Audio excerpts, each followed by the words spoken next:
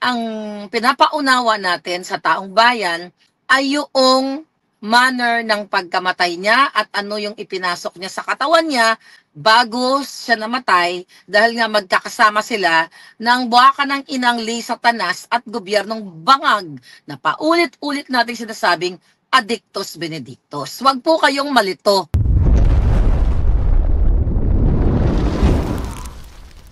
Yung nilabas ni Dean na police report, magkaiba doon sa inilalabas na may dilaw-dilaw. Maaring tanim ebidensya. Diba?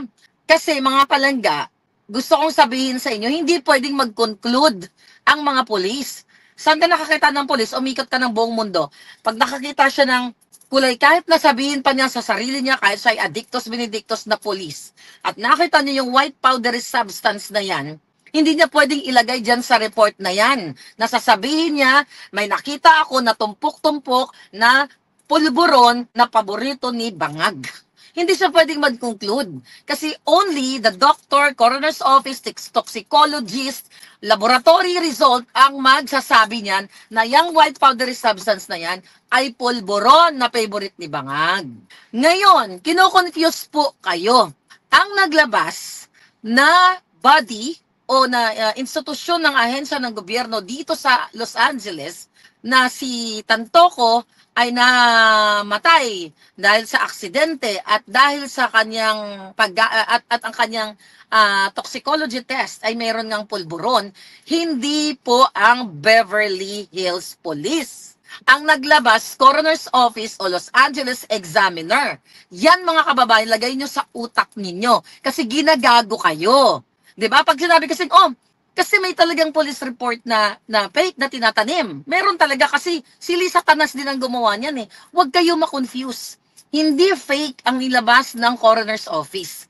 'Di ba? Galing ako doon. I'm just waiting for my personal copy. 'Di ba? I told you the other day. So mali po 'yon kasi nga bago ma-rule out nga kung ito talaga itong favorite ni Kuting ay pulburon, ganito, ganyan-ganyan, kukumpirmahin niya ng crime lab. Di ba kahit sa atin may ganyan?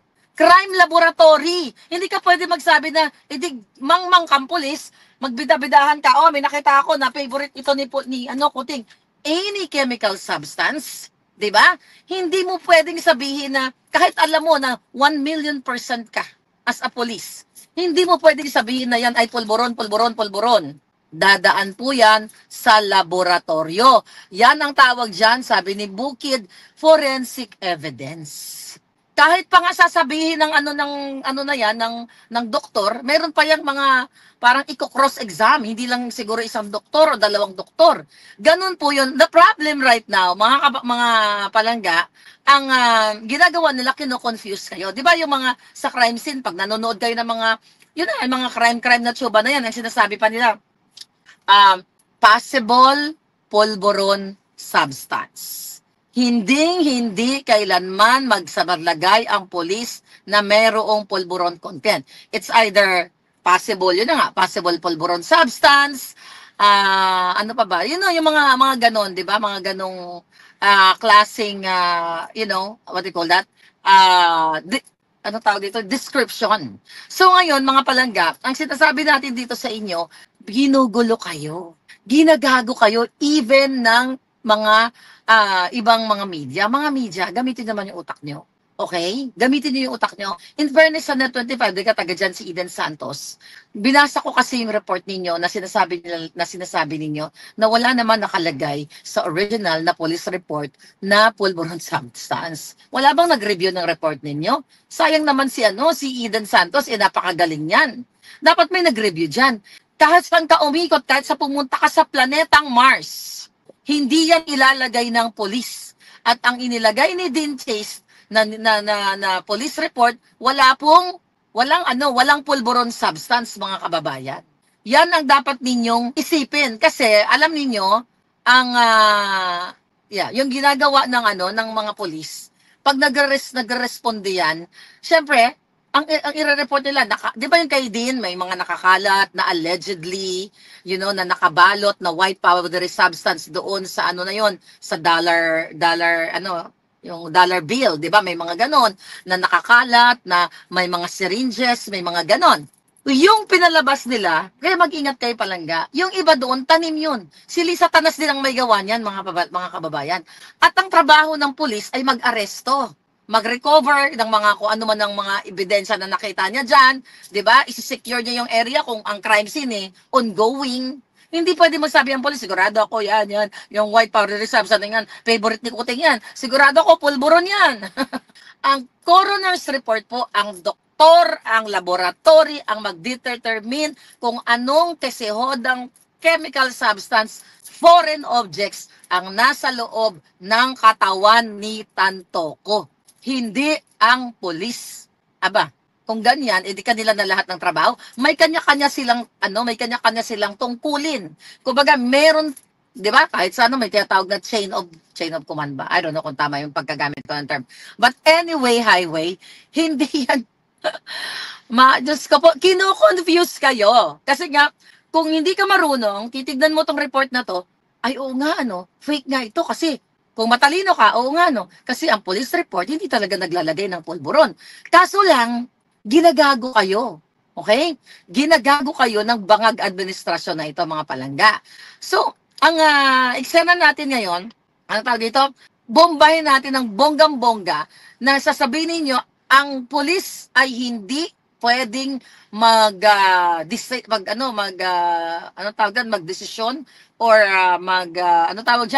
mag-rule out sa cause of death. Ang pwede niya lang gawin, i-report niya yung yung observation niya during, after the crime scene. Kaya po yung pinapalabas ngayon ng mga jutang ginimes, kino-confuse talaga kayo. Kasi hindi talaga pwedeng hindi talaga pwedeng magsabi ang pulis na kung ano yung cause of death. Wala silang kapangyarihan and they are not experts.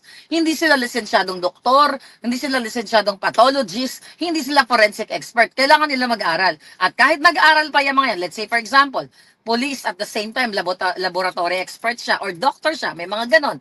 Tapos anong function niya during that day? Police. Siya nag-responde sa Beverly Hills o Beverly Hilton. Kahit alam niya, kahit may knowledge siya, kahit nag-aral pa siya, nagpakadalubhasa siya.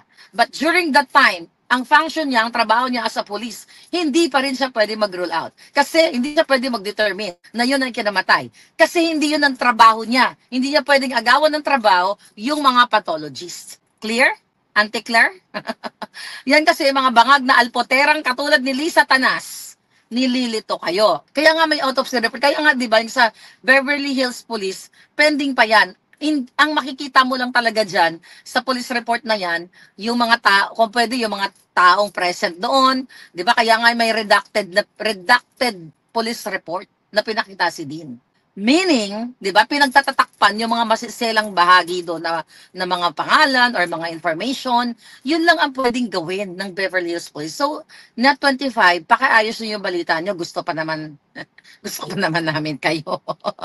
Di ba? Kasi kahit pa paano yung reporter yung si Eden lumalaban. So, ayos-ayusin ninyo mga palangga. Kasi, sabi ko nga, ang investigation sa pulis yan when it comes to the crime scene. Okay, lalagay lang dyan, di ba, sa Tagalog.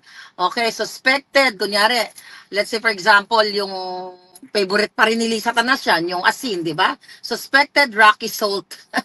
Looks like rocky salt. I don't know, chika boom boom lang. So, aray ko, di ba? So, yun po yun. So, hindi po fake ang inilabas ng medical examiner na nagurgor si Tantoko sa aksidente, which is hindi pa nga sinasabi ko anong aksidente, di ba? Tapos ngayon, hindi po fake ang nilabas ng LA Medical Examiner na mayroong pulburon sa kanyang katawan. At dapat, sabi ko nga nakaraan, dapat mag-open ng investigation ang Senado para panagutin ang mga buwaka ng ina. Okay? Ang mga buwaka ng ina. Lahat ng politiko na gumastos ng pera ng bayan nung sila ay nag-party-party sa Beverly Hills. Tama, may nagsabi. Sabi ni Mr. Fire Snake, incident report po ang tawag doon. Thank you. That's a good point. Yeah, i-report niya yung mga insidenteng nakita niya. Kung ano yung mga may hibla doon, may ganito, may, may condom ba doon na favorite ng mga alpotera. Well, yung mga ganun ba? Ano yung mga nakita, yung mga anggulo ng crime scene, yun. Kaya, ginugulo yung utak nyo. Okay, ginugulo yung utak nyo. Kasi nga naman, kung makita mo, ay oo nga, no? Yung police report, oo nga. Hindi naman talaga dapat nilalagay na pulburon yun. Siyempre, kung matalino ka, pero hindi ka rin agad makapag-isip kasi kino-confuse ka nga eh. Yan ang gusto nila, i-confuse tayo. Pero sana po, naliwanagan kayo. Hindi po fake na may namatay na si Tantoco. Hindi fake na namatay sa aksidente. At hindi rin fake na may nakitaang pulburon sa kanyang katawan.